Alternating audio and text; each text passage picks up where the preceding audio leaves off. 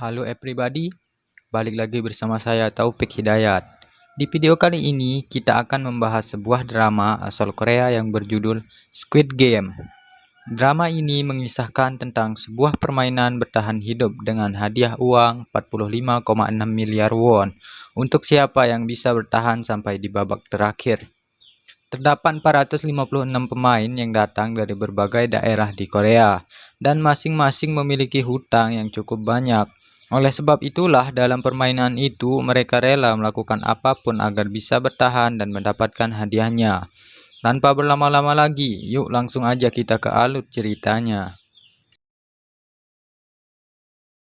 Film diawali dengan diperlihatkan seorang duda bernama Gi-hun. Ia bekerja serabutan dan menjadi beban bagi ibunya yang sudah tua. Karena hal itu, istrinya meninggalkannya dan menikah dengan lelaki lain. Bahkan hak asuh untuk putri sematawayang mereka juga jatuh kepada sang istri, yang sekarang hidup bahagia bersama keluarga barunya. Dengan semua kesialan dalam hidupnya, Gi-hun mencoba menjadi ayah yang baik di hari ulang tahun putrinya. Ia nekat mengambil uang ibunya untuk dilipat gandakan dalam sebuah perjudian. Beruntungnya ia berhasil memenangkan perjudian itu dan mendapatkan uang yang cukup banyak. Namun begitu keluar dari arena perjudian, ia langsung dikejar oleh para rentenir yang ingin menagih utang pada Gi-hun. Melihat segerombolan rentenir itu, Gi-hun pun segera kabur untuk menyelamatkan uang-uangnya.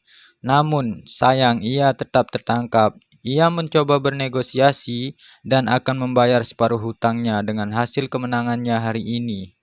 Namun saat ia memeriksa uangnya, ternyata semua uangnya telah hilang. Jadi, saat proses pengejaran sebelumnya, ia sempat menabrak seorang gadis yang ternyata gadis itu telah mencuri semua uangnya. Nah, karena tak bisa membayar hutang, rentenir itu pun memaksa Gi-hun untuk menandatangani sebuah kontrak yang berisi bahwa jika Gi-hun tak bisa membayar hutangnya dalam waktu dekat, maka organ-organ tubuhnya akan diambil dan dijual oleh si rentenir. Semua kesialan hidupnya membuat ia frustasi karena di hari ulang tahun putrinya, ia tak bisa membelikan makanan yang enak serta hadiah yang bagus.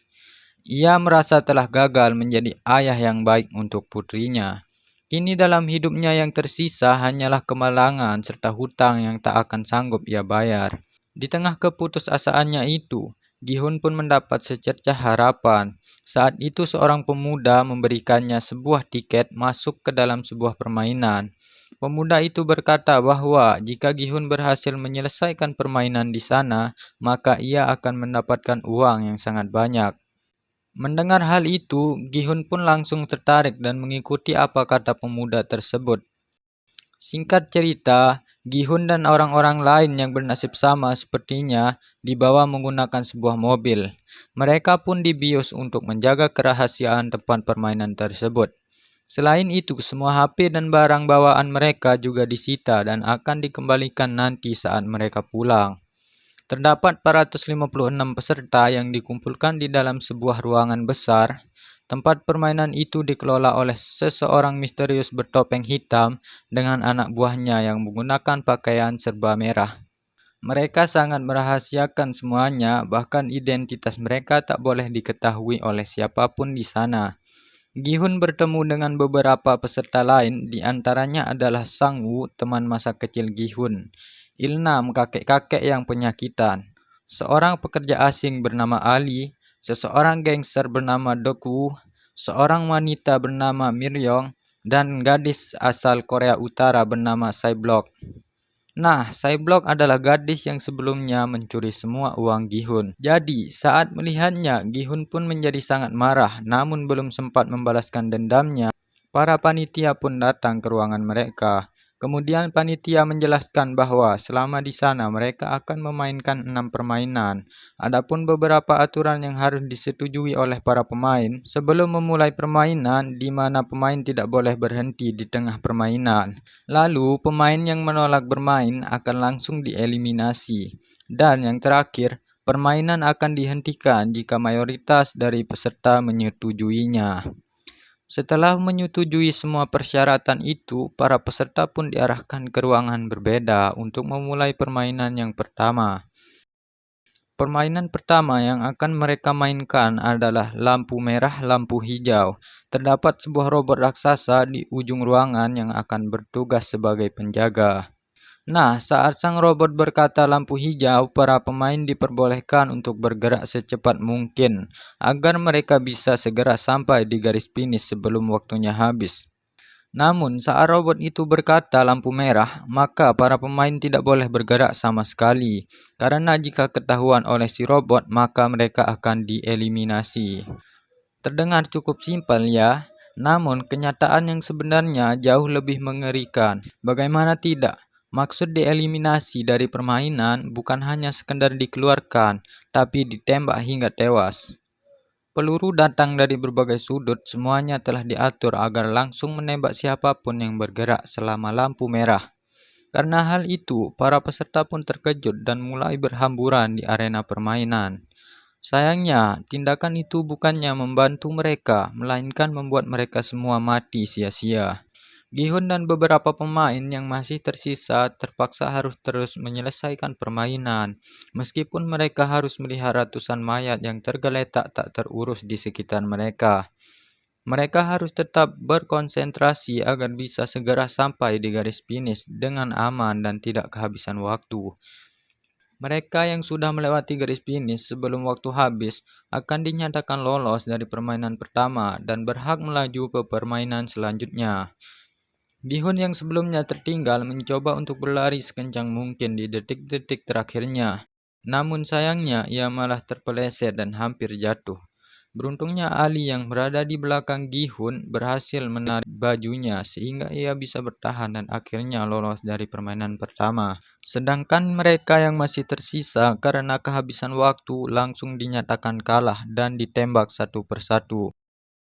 Setelah menyelesaikan permainan pertama, para peserta pun kembali dikumpulkan di kamar mereka. Dari 456 peserta, kini hanya tersisa 201 peserta saja. Para peserta yang masih tersisa sangat ketakutan karena apa yang terjadi di permainan. Alhasil, mereka pun sepakat untuk menyudahi semua itu. Dengan melakukan voting, sebelum melakukan voting, panitia mengingatkan kepada mereka bahwa kini hadiah yang terkumpul sudah mencapai lebih dari 250 miliar won. Hal itu diakumulasikan dengan jumlah para peserta yang telah gugur, dan jika mereka memilih untuk berhenti dari permainan ini, maka mereka akan dipulangkan tanpa membawa uang sepeser pun. Hal itu tentu membuat mereka semua menjadi goyah. Namun pada akhirnya, dengan selisih satu suara saja mereka pun sepakat untuk menyudahi permainan tersebut. Setelah kesepakatan itu, para peserta pun akhirnya dipulangkan kembali ke daerah mereka masing-masing. Keesokan harinya, Gihun memutuskan untuk pergi ke kantor polisi dan melaporkan sindikat permainan yang kejam sebelumnya. Ia pun menceritakan semua kejadiannya sejak awal mereka dibawa sampai kembali dipulangkan. Polisi yang mendengarkan semua ceritanya hanya bisa tertawa. Kemudian Gihun pun memberikan tiket permainan yang sebelumnya ia dapatkan dari pemuda misterius sebelumnya.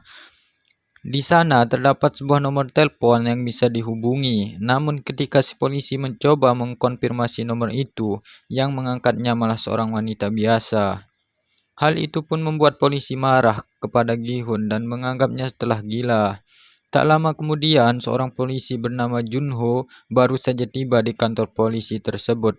Entah apa alasannya, ia terlihat tertarik dengan tiket permainan yang dibawa oleh Gihun. Ia bahkan meminta identitas Gihun pada para polisi yang mendengarkan cerita Gihun sebelumnya.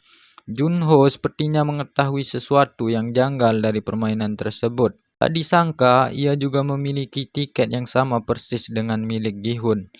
Tiket itu diketahui milik kakaknya yang sudah lama menghilang.